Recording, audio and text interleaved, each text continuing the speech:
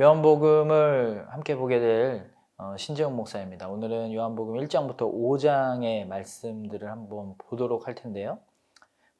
요한복음 1장을 1장에 보면 세 부분으로 나눌 수 있거든요. 1절부터 8절을 요한복음의 서론 또는 프롤로그라고도 하고요.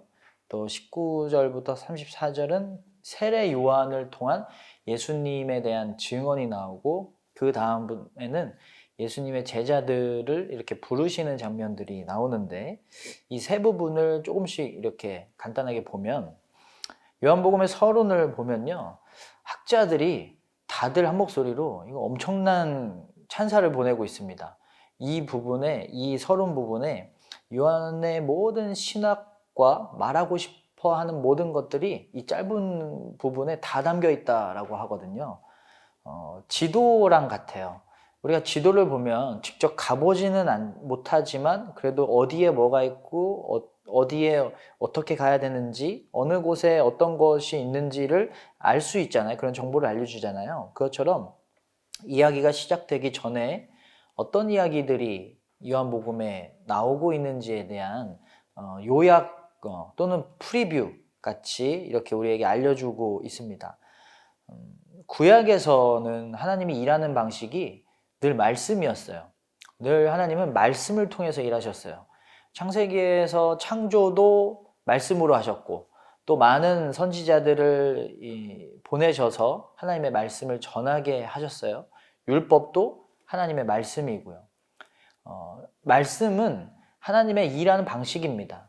그러면 신약에 와서는 이제 하나님께서 예수님을 통해서 말씀하신다고 하시거든요. 그래서 요한은 예수님을 처음부터 말씀이다 라고 이야기하세요. 왜냐하면 이제 하나님이 예수님을 통해서 일하실 거기 때문에 예수님은 말씀이다 라고 이야기하시는 거예요.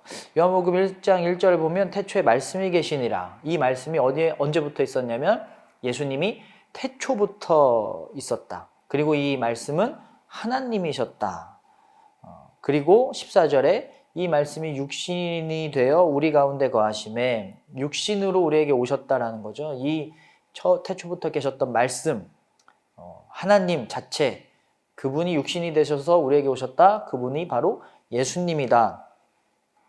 지난 시간에 우리가 기독론, 요한복음은 기독론을 계속 이야기한다고 했죠. 1절부터 기독론 이야기를 하고 있는 겁니다. 그렇기 때문에 예수님이 이제는 말씀으로 오셔서 하나님이 예수님으로 일하시길 것이기 때문에 예수님에게서 하나님의 영광이 드러날 것이다, 보일 것이다 라는 것입니다. 그래서 1장이 가장 처음부터 요한복음의 최대 주제라고 할 수 있는 기독론의 이야기가 나오고 있습니다. 이 요약, 그 서론 부분을 또 쪼개서 보면요, 그 요한복음의 전체 내용을 또 프리뷰하고 있는 것처럼 보여요. 요한복음 1장 1절부터 3절을 보면 창조주로서의 예수님이 나오거든요. 그러니까 뭔가를 새롭게 만드시는 분, 그러니까 태초에 말씀이 계셨다, 이 말씀으로 인해서 이 세상이 모든 만물이 만들어졌다라고 이렇게 나오는데, 요한복음의 1장부터 4장 42절까지 보면 예수님께서 뭔가 새로운 것들을 만드시는 장면들이 나옵니다. 새로운 시대, 새로운 생명, 새로운 예배, 새로운 성전들을 만드시는 내용들이 나오는데, 이 서론엔 이 1장 1절부터 3절까지의 말씀이 그 새롭게 만드시는 그 장면들의 어떤 요약이라고도 할 수 있는 거죠. 가나 혼인잔치로 새로운 시대를 여시고, 니고데모와의 대화를 통해서 영생, 그러니까 새 생명을 말씀하시고, 성전 정화를 하시면서 새로운 성전에 대해서 이야기하시고요. 그 다음에 사마리아 여인과의 대화를 통해서 새로운 예배에 대해서 이야기를 하시거든요. 그러니까 믿음의 가장 핵심적인 내용에 대한 새로운 정의들을 내리시는데, 이걸 누가 하시느냐? 창조하셨던 말씀으로 창조하셨던 그분께서 이것도 새롭게 재창조하실 것이다 라는 내용입니다. 그 다음에 서론의 두 번째 부분인 요한복음 1장 4절부터 9절 말씀은 여기는 생명, 예수님께서 생명으로 우리에게 오셨다. 그리고 5절에 보면 예수님께서 우리에게 빛으로 오셨다라고 나오는데 요한복음의 4장, 아까 말씀드렸던 4장 42절 이후에 4장 43절부터 6장 71절까지의 요약이라고 할 수가 있습니다. 이 부분에는 예수님이 어떤 장면이 나오냐면 그러니까 로마 왕이었겠죠. 로마의 황제였겠죠. 황제의 신하의 아들을 고쳐주는 장면이 나오고요. 그 다음에 38년 동안 걷지 못했던 그 불구자를 고쳐주시는 장면이 나옵니다. 그러면서 그리고 오병이어 사건을 일으키세요. 그러면서 생명의 주관자 오병이어를 하고 나서 뭐라고 말씀하시냐면 내가 생명의 떡이다라고 이야기하시거든요. 그러니까 이 부분은 예수님이 생명이다라는 게 주제예요. 근데 여기가 어디에 나오고 있냐면 서론 부분에 요한복음 1장 4절에 그 안에 생명이 있으니 그 생명은 사람들의 빛이다. 먼저 이렇게 프리뷰를 하고 있는 거죠. 그 다음에 6장 71절까지 봤는데 7장과 9장, 요한복음 7장과 9장은 예수님이 빛으로 이렇게 묘사되고 있습니다. 사람들이 예수님이 앞에 있는데도 예수님을 제대로 알아보지 못하고 자꾸 오해하는 그런 눈을 떴지만 눈뜬 맹인과 같은 그런 장면들이 등장하고요. 예수님이 계속해서 하나님의 아들이라고 이야기를 막 이렇게 설명을 해도 사람들이 오해해요. 제대로 보지 못합니다.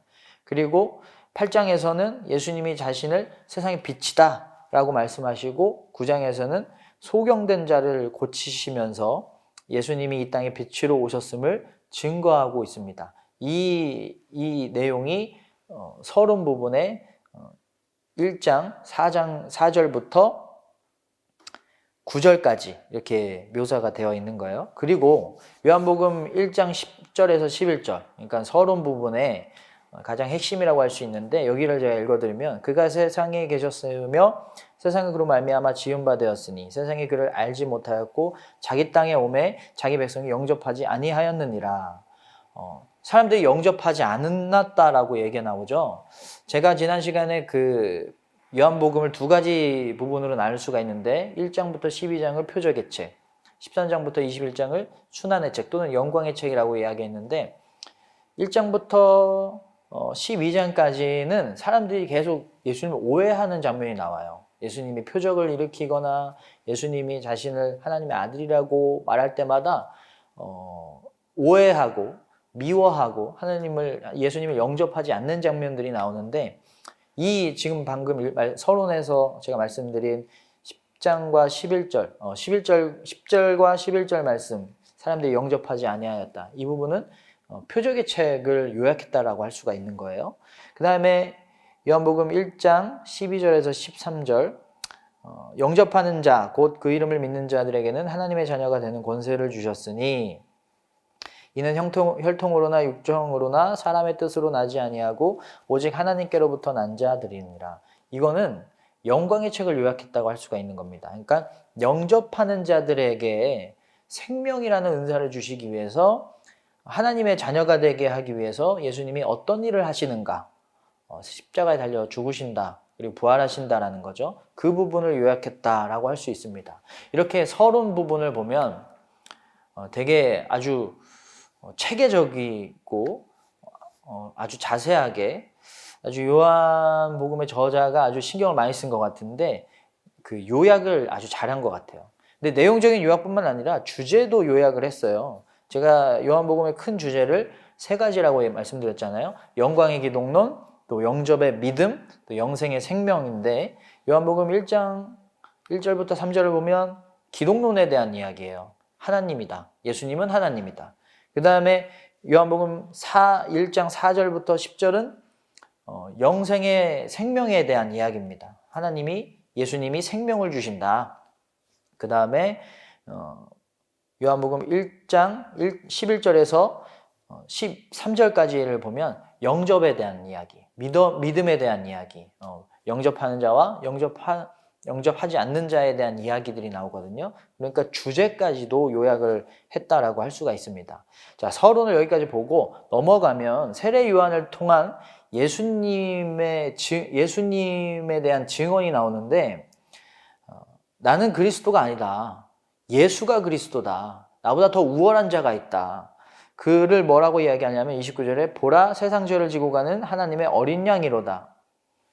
다른 복음서에는요, 예수님이 하나님의 아들임을 세례 받으시고 나서 하나님이 내 사랑하는 아들이다 라고 나오는데, 요한복음은 이미 태초부터 그렇게 예수님이 하나님이라고 증거를 했고, 그 다음에 요한이 한 번 더 사람의 음성으로 하나님의 어린 양이로다 라고 증언하는 장면이 나옵니다. 그러니까 세례 요한을 통해서 첫 증언이 된 거예요. 하나님의 아들이다 라는 것이. 하나님의 아들이라는 것을 세례 요한을 통해서 첫 증언이 나옵니다. 그러니까 처음에는 첫 창조 이야기, 그 다음에 첫 증언이 나오는 거죠. 계속해서 처음 이야기가 나오죠. 저는 이 말씀을 보면서 우리가 이걸 좀 배웠으면 좋겠어요. 세례 요한을 좀 본받았으면 좋겠는데, 세례 요한은 뭐라고 얘기하냐면 자신을 통해서 그리스도를 보라 라고 말했어요. 그냥 나는 소리일 뿐이다. 자기가 드러나려고 하지 말고 자신을 통해서 예수님을 드러내야 된다. 저는 이걸 좀 같이 나눴으면 좋겠습니다. 예수님, 다들 세례 요한을 높이려고 할 때 내가 아니라 나는 정말 부족한 자고 나를 통해서 예수님을 봐야 된다라고 이야기를 했던 거죠. 여기서도 요한복음의 맨 마지막 순환당하시는 그런 예수님의 장면을 요약했다라고도 할 수 있는데, 왜냐하면 세례 요한이 예수님을 유월절 어린 양이라고 말씀하시거든요. 증언을 하거든요. 그러니까 예수님의 죽으심을 요한복음은 특히 유월절 어린 양으로 묘사를 많이 해요. 그에 대한 관심이 진짜 많아요. 그래서 처음부터 세례 요한을 통해서 예수님은 어린 양이다라고 이렇게 증언을 함으로써 마지막에 드러나는 예수님이 유월절 어린 양이라는 것을 이렇게 처음 부분에 또 요약으로 드러냈다라고도 할 수가 있는 것이죠. 그 다음 내용을 넘어가면 예수님이 첫 제자를 삼으시는 장면이 나와요. 그러니까 처음 이야기, 첫 증언, 첫 제자 이야기가 나오죠. 그들은 과연 예수님을 영접하고 예수님을 제대로 믿고 제대로 받아들일 수 있을 것인가? 나다나엘은 예수님이 자신을 보지도 않고 제대로 알고 있는 것을 경험하고 나서 당신은 하나님의 아들이라고 고백을 해요. 그러면 이 나다나엘의 고백이 앞으로 이어져 갈 이런 스토리에 모든 사람들의 고백이 되어야 될 텐데 그렇지 않는 부분이 참 많이 있는 것이죠. 그러니까 이렇게 이것이 우리의 정말 어떤 기준이 되는 나다나엘의 고백이 우리의 고백이 되어야 된다라고 먼저 선포를 하고 1장을 마무리를 하고 있는 것이죠. 근데 실제로 나다나엘처럼 이렇게 하나님의 아들이라고 고백하지 않아요. 정말 많은 사람들이 오해합니다. 믿지 않아요. 영접하지 않습니다. 제 요한복음 2장을 보면 아주 중요한 장면이 나오는데 첫 표적이 나옵니다. 물이 포도주가 되는 사건인데요. 이거는 이제는 율법 시대가 지났다. 새로운 시대가 열렸다. 예수님이 통치하시는 새로운 하나님의 나라가 도래했다. 라고 이렇게 나오고요. 그 다음에 바로 성전을 정화하세요. 그러니까 새 시대가 만들어졌다. 시작됐다. 그 다음에 새로워져야 될 게 성전이다. 율법의 상징이었던 성전이다. 성전이 새로워져야 된다. 그러면서 내가 성전이다 라고 예수님이 이야기를 하시거든요. 가나온 잔치부터 좀 내용을 볼게요. 여기서 가장 중요한 언어가 뭐냐면, 상징 언어가 뭐냐면 4절에 나오는 내 때, 그 다음에 6절에 나오는 정결 예식, 11절에 나오는 표적, 그 다음에 영광, 그 다음에 믿음이라 라는 겁니다. 정결 예식, 6절에 나오는 정결 예식이라는 건 율법의 상징이었어요. 근데 그 율법의 상징이었던 그 정결 예식에 쓰이는 물을 예수님이 포도주로 바꾸셨다는 건 이제는 율법의 시대가 갔다. 이제는 하나님의 아들인 예수님이 통치하시는 새로운 시대가 왔다라는 거예요. 그리고 4절에 나오는 내 때라는 것을 보면 여러분이 만약에 요한복음을 읽으면 이 때라는 게 굉장히 많이 나올 겁니다. 아마 순환의 표적의 책에서 많이 나올 텐데 내 때가 이르지 않았다. 영광 받으실 때가 이르지 않았다 라고 이야기가 나오거든요. 이때 여기에서 때라는 건 예수님이 십자가에 달려서 영광 받으시는 때라고 이해하시면 될 것 같아요. 그러니까 하나님의 모습과 하나님의 뜻이 가장 절정으로 드러날 때, 가장 영광스러워지실 때를 말을 하는 거고요. 그 다음에 11절의 표적, 첫 번째 시간에 표적에 대해서 말씀드렸었죠. 그 표적을 통해서 뭘 한다 그랬죠? 영광을 드러냅니다. 그 영광을 통해서 뭘 하시냐면 사람들이 믿게 하십니다. 영접하게 하시는 거예요. 그래서 가나온 잔치는 예수님을 통한 새로운 시대가 열렸다라는 겁니다. 1장의 첫 창조 이야기, 첫 증언 이야기, 첫 제자 이야기, 그 다음에 2장의 첫 표적 이야기가 나옵니다. 새로운 시대를 창조하시는 예수님을 묘사하고 있습니다. 이걸 필두로요, 앞으로 예수님이 창조주로서 새로운 것들을 자꾸 만들어내시는데, 다음 보면 요한복음 2장 12절에서 25절을 보면 새로운 성전을 만드세요. 19절에 너희가 이 성전을 헐라 내가 사흘 동안에 일으키리라. 성전을 헐어라. 내가 사흘 동안에 일으키리라. 이때가 6월절이었거든요.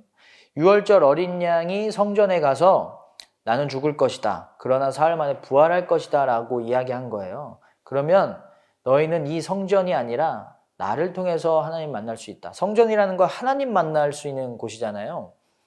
이제는 그런 성전이 아니라 예수님을 통해서 하나님 만날 수 있다라는 겁니다.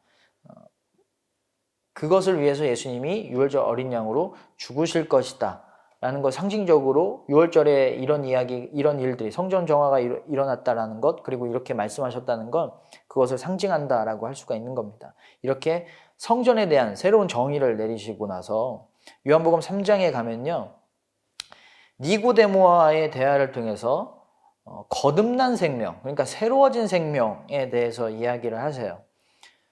그러니까 새 성전, 새로운 시대, 새로운 성전, 그 다음에 새 생명, 거듭나야 된다. 물과 성령으로 거듭나야 된다라고 이야기하는데 물 세례와 성령 세례를 말씀하시는 거고요. 이것을 통해서 거듭나야 하나님 나라에서 영생하면서 살 수 있다. 영원한 생명으로 살아갈 수 있다. 그러기 위해서 필요한 게 뭐냐면 우리가 잘 알고 있는 3장 16절에 하나님이 이 세상을 이처럼 사랑하사 독생자를 주셨으니 이는 그를 믿는 자마다 멸망하지 않고 영생을 얻게 하려 하심이라. 우리가 거듭나고 영생을 살게 하기 위해서 어떤 일이 일어났냐면 하나님이 우리를 너무 사랑하셔서 독생자를 보내주셨다는 거예요. 그래서 우리가 영생하게 하게끔 하나님이 독생자를 보내주셨다라는 겁니다. 새로운 시대가 열렸어요. 새로운 성전이 생겼어요. 그러면 우리 차례입니다. 우리가 새로워져야 되는 거예요. 거듭나야 된다는 것입니다. 어떻게 새로워지는 것인가? 예수님을 영접하는 것, 예수님을 받아들이는 것, 그래서 내가 아니라 예수님의 마음으로 살아가는 것, 그렇게 영접할 때 우리가 새로워질 수 있다라는 겁니다.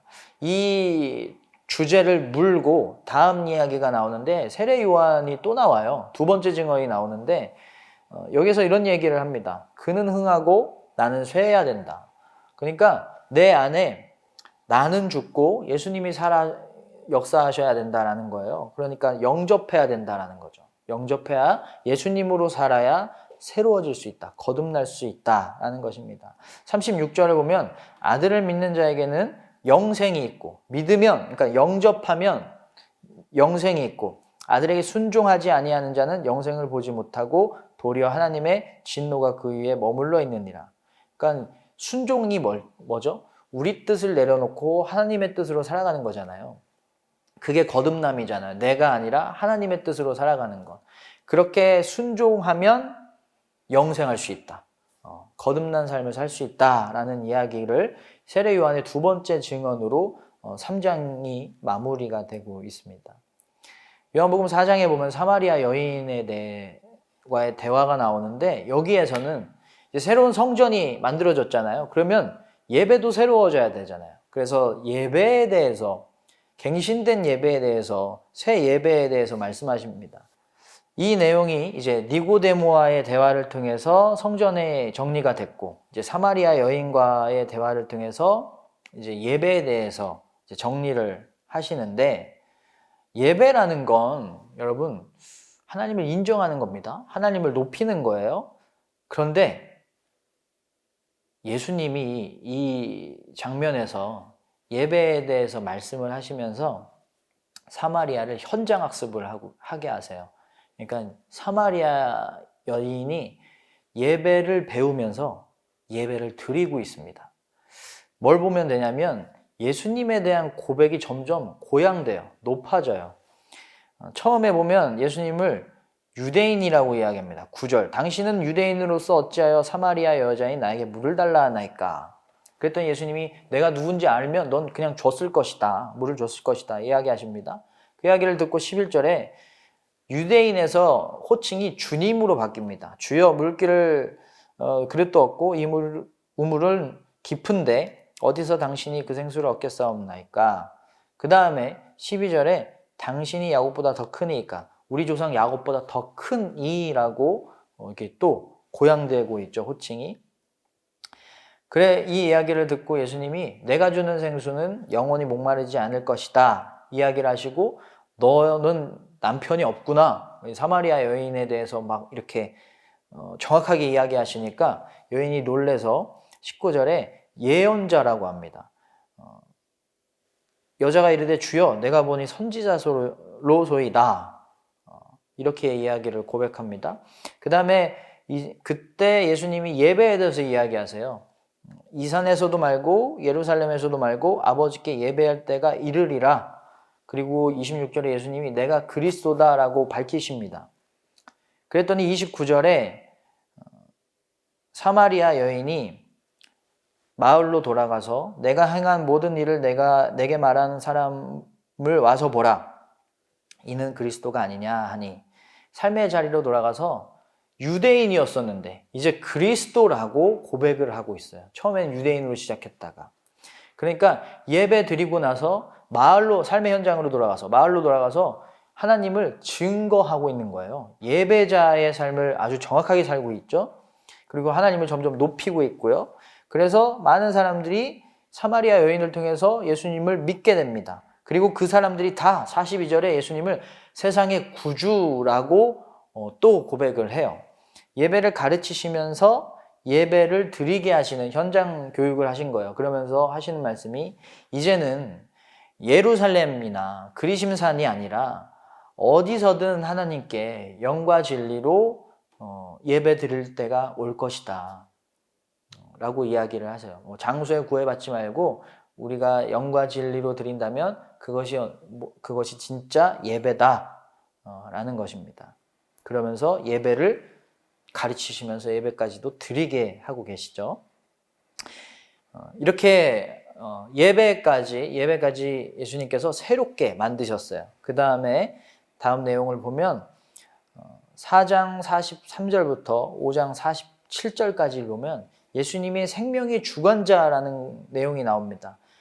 두 번째, 세 번째 표정이 나오는데요. 왕의 신하의 아들을 고치시고 베데스다 목가의 병자를 고치십니다. 자, 니고데모와의 대화를 하셨어요. 유대인이었어요. 그 다음에 사마리아 여인과의 이야기를 하십니다. 그 다음에 왕의 신하의 아들을 고쳐주시는데, 왕이라는 건 아마 로마 황제였을 거예요. 그러면 이방인이었겠죠. 그러니까 보세요. 유대인, 그 다음에 사마리아인, 그 다음 이방인. 점점 예수님이 만나는 그 영역이 넓어지고 있어요. 이거를 통해서 우리가 알 수 있는 건 하나님이 이 세상을 이처럼 사랑하사, 여기에 포함되는 세상이라는 건 유대인뿐만 아니라 사마리아인뿐만 아니라 이방인, 모든 사람들을 다 포함한다라는 것이죠. 그러면서 이 표적을 통해서 원격으로 고쳐주세요. 그 제자리에서. 그 집까지 가지 않으시고 그 아픈 아들을 원격으로 말씀으로 고쳐주시는데, 그 고쳐주시면서 그 가족들이 예수님을 알게 되고 예수님을 믿게 됩니다. 여러분, 표적의 그 주 기능이 뭐라고 했죠? 예수님을 드러내고 그리고 예수님을 믿게 되는 것. 그 기능이 여기에도 다 들어있는 겁니다. 5장으로 넘어가면 베데스다 목가에 38년 된 병자를 고치시는데 여기도 생명의 주관자라는 예수님의 그 기독론에 대해서 드러나고 있는 표적이고요. 천사가 내려와서 물을 이렇게 흔들리게 할 때 제일 먼저 빠지는 사람이 낫는다라는 전통적 치유 방법을 의지하고 있었던 사람이에요. 그러니까 옛 것을 의지하고 있었던 거죠. 그때 예수님이 생명의 주관자로 나타나셔서 치료해 주십니다. 이제는 옛 방법이 아니라 예수님이라는 말씀, 새 것을 의지해야 된다. 여기도 옛 것과 새 것, 새 시대, 생명의 주관자이신 예수님을 따라야 우리는 영생을 얻을 수 있다. 더 좋은 삶을 살 수 있다. 거듭날 수 있다라는 그런 이 메시지가 이 표적에 들어있는 것입니다. 보면은 재밌는 건 가나온인 잔치랑 좀 닮아 있습니다. 뭐냐면 항아리 물 필요 없다 라고 이야기하시죠. 항아리 물이 아니라 이제 그 정결 예식이 아니라 옛 율법이 아니라 예수님이 만드신 포도주가 있다. 그리고 여기는 베데스다 목가의 물 필요 없다. 예수님이면 된다. 그리고 내 자리를 들고 걸어가라. 포도주를 떠서 갖다 주어라. 명령하시고 그리고 순종을 하게 되죠. 순종했더니 더 좋은 삶, 더 좋은 포도주가 만들어졌습니다. 이 표적 이후에 이 표적이 예수님이 누구인가를 드러낸다고 했잖아요. 그래서 그런지 이 표적 이후에 예수님이 누구인가에 대한 유대인들 사이에서의 질문들이 나와요. 그리고 예수님한테 막 따져요. 당신이 누군데? 안식일에 이렇게 일을 하냐? 당신이 누구냐? 그랬더니 예수님의 답은 항상 일정해요. 똑같아요. 난 하나님의 아들이다 라고 이야기를 하십니다. 왜 안식일에 일을 하느냐? 라고 유대인들이 따지니까 하나님을 아버지라고 이야기하시면서 아버지가 안식일에 일하지 않느냐? 그래서 나도 안식일에 일한다. 나도 일한다. 라고 이야기를 하시는 것이죠. 이 표적을 통해서 사람들이 굉장히 많이 예수님을 미워하게 되고 또 오해하게 됩니다. 그리고 이 표적으로 말씀하고 싶은 것을 24절에 정리를 하시는데 이렇게 이야기하세요. 내가 진실로 진실로 너희에게 이르노니 내 말을 듣고 또 나 보내신 이를 믿는 자는 영생을 얻겠고 심판에 이르지 아니하나니 사망에서 생명으로 옮겨졌느니라. 그러니까 이 표적을 보고 나를 믿어야 된다. 그래야 영생을 살 수 있다. 심판에 이르지 않는다. 라고 이야기를 하시는 장면입니다. 그래서 1장부터 5장까지 지금까지 봤는데요. 1장에서 예수님에 대한 첫 창조 이야기, 또 첫 증언 이야기, 첫 제자 이야기가 나오고 예수님이 만드시는 새로운 시대, 새로운 성전, 새로운 생명, 새로운 예배 그런 새로운 이야기들이 나오고요. 그 다음에 이제 본격적으로 예수님의 이야기가 등장하면서 예수님이 생명의 주관자시다. 예수님을 믿어야만 우리는 영생을 얻을 수 있다라는 요한복음의 진짜 주제들이 계속해서 나오고 있는 것입니다. 여기까지 요한복음 1장부터 5장까지 봤고요. 다음 시간에 다시 요한복음 내용 나누도록 하겠습니다. 감사합니다.